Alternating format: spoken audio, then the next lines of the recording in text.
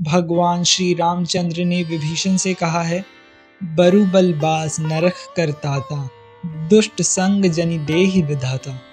हे विभीषण, नरक में रहना अच्छा है, परंतु विधाता कभी दुष्टों का संग न दे।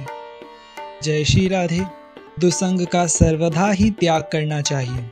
सत्संग का महत्व बतलाकर अब देवर्षि नारद दुसंग का निषेध करते हैं।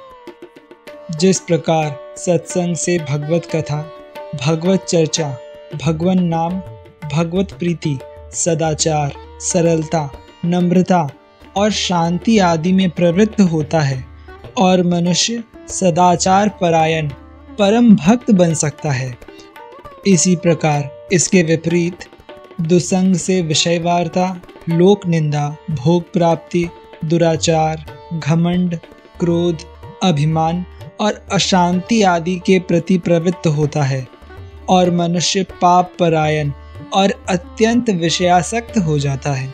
दुसंग से आसुरी संपत्ति के सभी दुर्गुण और दुराचारों का विकास और विस्तार होता है। दुसंग से मनुष्य के समस्त सद्गुणों का विनाश होकर उसका सर्वनाश हो जाता है। परम सुशीला, स्नेहमयी, प्रेम प्रतिमा देवी कैकेयी मंथरा की कुसंगति के कारण ही महाराजा दशरथ, भरत अपने और तमाम अयोध्या वासियों के परम शोक का कारण बनी थी और इसी से उन्हें अपने प्राणप्रिय भरत का अप्रीतिभाजन होकर रहना पड़ा था। शकुनी की कुसंगति ही महाभारत के भयानक संहार में एक प्रधान कारण हुई। श्रीमद् भागवत में भगवान कपिल देव माता देवहूति से कहते हैं, जो मनुष्य शिष्णोदर परायण, स्त्री और धन में ही आसक्त, नीच पुरुषों का संग करके उनके अनुसार बर्ताव करने लगता है, वह उन्हीं की भांति अंधकारमय नरकों में जाता है। क्योंकि दुष्ट संग से सत्य, पवित्रता, दया, मननशीलता, बुद्धि, लज्जा, श्री, कीर्ति, क्षमा, मन का वश में रहना, इंद्रियों का वश में रहना और ऐश्वर्य आदि सब गुण नष्ट हो जाते हैं। अतएव उन अशांत चित्त, मूर्ख, नष्ट बुद्धि स्त्रियों के हाथों के खिलौने बने हुए शोचनीय, असाधु, दुष्ट मनुष्यों का संग कभी नहीं करना चाहिए। अतएव दुसंग का त्याग तो सभी के लिए आवश्यक है, पर भगवत प्रेम की इच्छा करने वाले को तो दुसंग का त्याग बड़े ही सावधानी से करना चाहिए। भगवान श्री रामचंद्र ने विभीषण से कहा है, बरु बलबाज नरक करताता, दुष्ट संग जनि देहि विधाता। हे विभीषण, नरक में रहना अच्छा है, परंतु विधाता कभी दुष्टों का संग न दे। दुष्ट संग से केवल दुराचारी मनुष्यों का ही संग नहीं मानना चाहिए। इंद्रियों का कोई भी विषय हो जो हमारे मन में असत विचार तथा विषयों की लालसा उत्पन्न करे और भगवत प्राप्ति के मार्ग से हमारे चित्त को चलायमान कर दे, दुसंग हो सकता है। हमें न तो कोई ऐसी चेतन वस्तु या जड़ दृश्य देखना चाहिए, न ऐसी बात सुननी चाहिए, न ऐसी चर्चा करनी चाहिए, न वैसे स्थानों में जाना चाहिए, न वैसी पुस्तकें या पत्रिका पढ़नी चाहिए, न वैसे चित्र देखने चाहिए, न वैसी वस्तु खानी, सूंघनी या स्पर्श करनी चाहिए और न वैसा विचार ही करना चाहिए जिससे हमारे चित्त में विषय चिंतन की प्रबलता हो जाए। याद रखना चाहिए कि मनुष्य में अच्छे और बुरे भावों की उत्पत्ति और वृद्धि में कम से कम ये 10 बातें प्रधान कारण होती है। स्थान, जल, अन्न, परिवार, आस पड़ोस, दृश्य, साहित्य, आलोचना, आजीविका, कार्य और उपासना। यदि ये सब सात्विक होते हैं तो इनके सेवन से सात्विकता बढ़ती है, इन्हीं का सेवन सत्संग है, और यदि ये राजस या तामस है तो इनका सेवन दुसंग है और उसी से अज्ञान की वृद्धि होकर तमाम दोषों का विकास हो जाता है। अतएव दुसंग का सब प्रकार से सर्वथा त्याग करना चाहिए, क्योंकि वह दुसंग काम, क्रोध, मोह, स्मृति भ्रंश, बुद्धिनाश और सर्वनाश का कारण है।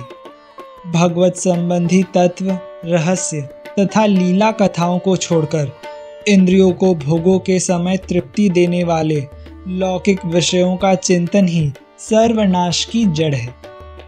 चित्त निरंतर या अधिक समय तक जिस विषय का चिंतन करता है उसी में उसकी आसक्ति होती है। दुसंग से संसारिक विषयों और विषयी पुरुषों के शरीर, वाणी और मन द्वारा किए हुए संग से स्वाभाविक ही विषयासक्ति बढ़ती है। आसक्ति से कामना होती है। यह कामना ही समस्त पापों का मूल है। कामनाओं की तृप्ति से अधिक प्राप्ति के लिए लोभ उत्पन्न होता है और अतृप्ति से वही कामना क्रोध के रूप में परिणत हो जाती है। इसीलिए श्रीमद् भागवत गीता में भगवान श्री कृष्ण ने राग या आसक्ति रूपी रजोगुण से उत्पन्न कामना को ही पापों के होने में प्रधान कारण बतलाया है।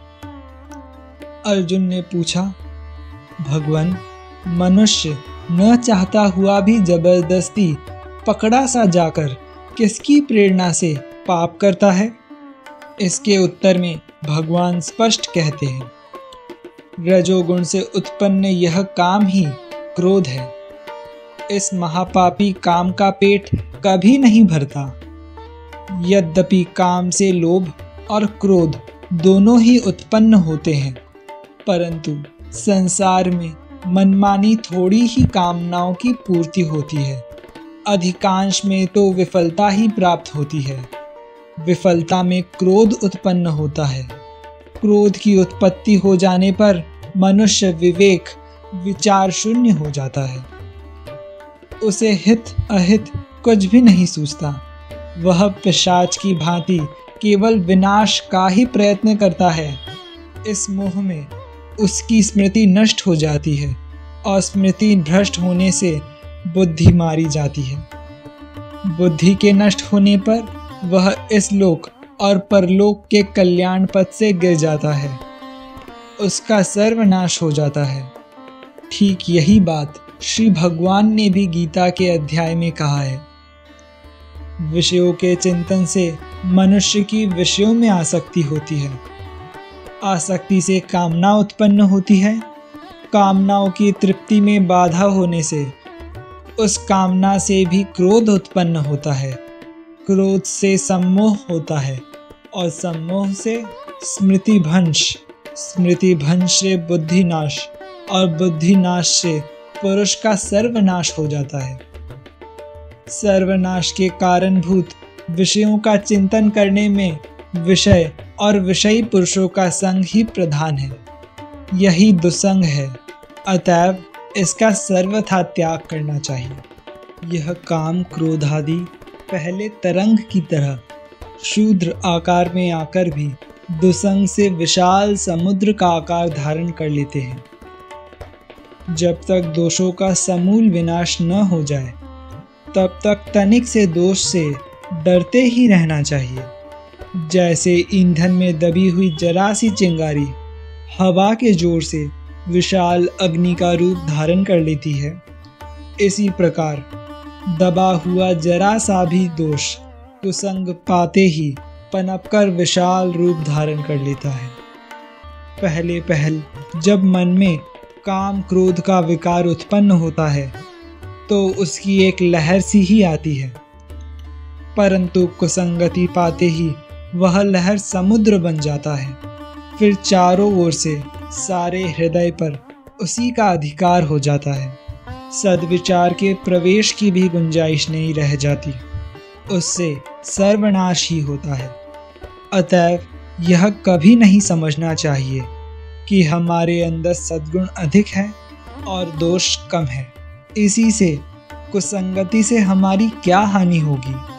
वरम सदा सर्वदा अत्यंत सावधानी के साथ सब प्रकार के कुसंग का त्याग ही करना चाहिए।